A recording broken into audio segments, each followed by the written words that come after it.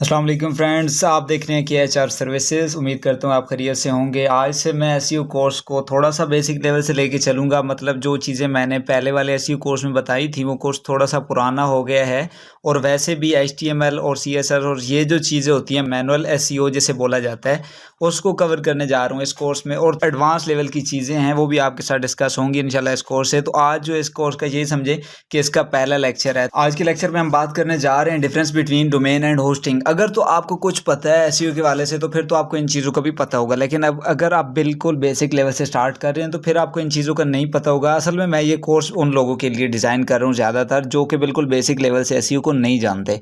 SEO क्या है, उसकी डिफिनेशन क्या है, वो तो जानने के लिए मेरी पहले वाली प्लेलिस्ट पड़ी है, उसमें आपको वीडियोस मिलेंगी जहाँ पे आपको पता चलेगा कि एसईओ क्या चीज़ है। इस वीडियोस में हम प्रैक्टिकली सारी चीज़ें देखेंगे। Domain and hosting, without any wasting time हम बात डिस्कस करते हैं कि डोमेन क्या चीज़ होती है जी। डोमेन एक एड्रेस होता है, जैसे कि आपका एड्रेस होता है। फ़र्ज़ करें कि फ़ोन नंबर जो है आपका एक एड्रेस है, मेल जो होता है आपका एक एड्रेस है। अगर आप मेल से भी वाकिफ़ नहीं है तो फ़र्ज़ करें एक जगह पे आपका घर है, आपके घर का नंबर है, आपका स्ट्रीट नंबर है, आपकी स्ट्रीट, आपकी सिटी, आपका प्रोविंस और आपकी कंट्री किसी के साथ मैच हो सकती है, लेकिन जो आपका हाउस नंबर है वो किसी के साथ मैच नहीं हो सकता। तो डोमेन भी इसी की एक एग्जांपल होती है। फ़र्ज़ करें कि ये आपको नज़र आ रही है और ये आपको पूरी चीज़ नज़र आ रही है। इस पूरी चीज़ को अगर देखा जाए तो मैं इसको सामने लेके आता हूँ। इसको पूरी चीज़ को URL बोला जाता है जी। इस पूरी चीज़ को क्या बोला जाता है? URL बोला जाता है, यूनिक सोर्स लोकेटर। ठीक है, एक वेबसाइट के लिए सब चीज़ें यूनिक होती हैं। एक फ़र्ज़ करें ये जो चीज़ है ये तो सबके साथ ही सेम होती है। HTTP या HTTPS, इसको प्रोटोकॉल बोला जाता है। पूरा नेट जिस पे चल रहा होता है इनको प्रोटोकॉल बोला जाता है, और ये किसी टाइम भी ब्रेक नहीं हो सकते। ठीक है, ये हर टाइम चलते रहते हैं। कई साइट्स पे आप जाके देखेंगे वहाँ पे सिर्फ HTTP लगा होगा, और कई साइट्स पे आप जाके देखेंगे HTTPS लगा होगा। यहाँ पे एक एडवाइस आपके लिए कि अगर आप कहीं पे जाके अपना ATM या debit card, credit card use करने लगे हैं तो वहाँ पे आप पहले जाके चेक करें कि वहाँ पे HTTPS लगा हुआ है।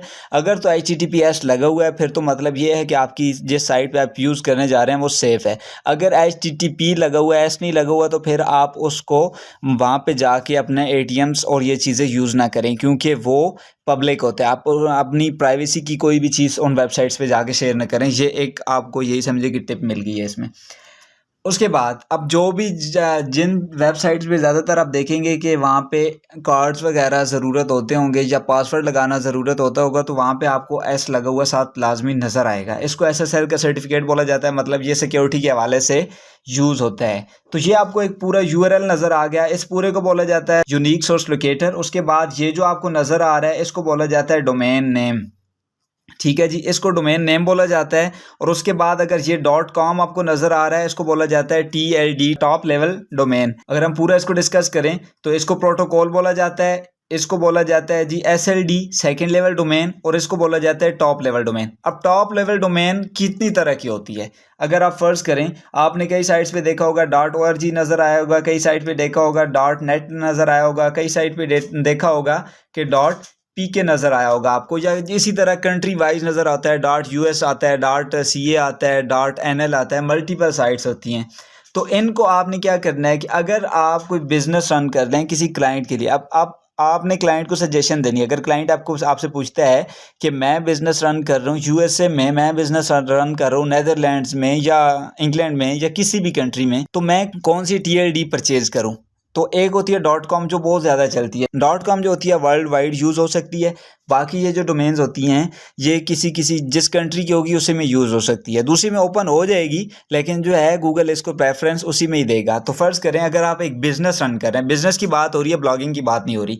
अगर आपका क्लाइंट एक बिज़नेस रन कर रहा है USA में, तो आप उसे कहें कि जी आप .us वाली जो डोमेन है उसको परचेज़ करें। क्यों? अगर वो .us वाली डोमेन परचेज़ करेगा और उसका कंपेटिटर सेम है, वो .com वाली डोमेन पे होगा, तो आपको .us वाली डोमेन में उससे ज़्यादा रैंकिंग्स मिलेगी। क्यों?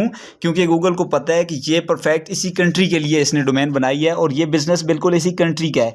बाकी ऑप्टिमाइजेशन जो है वो तो अंदर वाले प्रोसेस होते हैं, वो तो बाद में चीज़ हम देखेंगे। तो यहाँ तक इतनी बात आपको समझ आ गई कि अगर आप ब्लॉगिंग कर रहे हैं फिर तो आप .com वाली जो है डोमेन है वो परचेज़ करें, क्योंकि वो वर्ल्ड वाइड चलेगी। लेकिन अगर आपका क्लाइंट बिजनेस कर रहा है तो फिर आप उसको ये वाली चीज़ें प्रेफर करें। जो नेक्स्ट चीज़ है जी, हम तकरीबन हमने इसको डोमेन को हमने कवर कर लिया। अभी आपको डोमेन समझ आ गया होगा कि किसी भी वेबसाइट का नेम जो होता है वो डोमेन होता है और वेबसाइट का नेम यूनिक होता है। आप ये नहीं देखेंगे कि आप इसको hemingwayapp.com को ओपन करेंगे तो कोई और साइट ओपन हो जाएगी, बिल्कुल नहीं, यही साइट ओपन होगी। ठीक है, आप अक्सर साइट्स देखेंगे कि जो .com पे और आएंगी, .net पे और आएंगी, .uk .usa में और आएंगी। ठीक है, इनकी जो मैं आपको एक एग्जांपल लाइव दिखा देता हूँ कि nuriskin.nl एक ये है, आप इसको देखें nuriskin.co, अब इसको देखें तो ये एक दूसरी साइट है, nuriskin.nl है, इसी तरह nuriskin.dk है, इस तरह मल्टीपल इसकी साइट्स हैं। ठीक है जी, तो आपको ये चीज़ डोमेन में नज़र आ गई। अब आगे क्या चीज़ है जी, होस्टिंग। होस्टिंग का मतलब होता है किसी भी जगह जहाँ पे एक स्टोरेज की जगह होती है, जैसे कि आप अपने सिस्टम में देखें को आपको स्टोरेज में मल्टीपल चीज़ें नज़र आती हैं।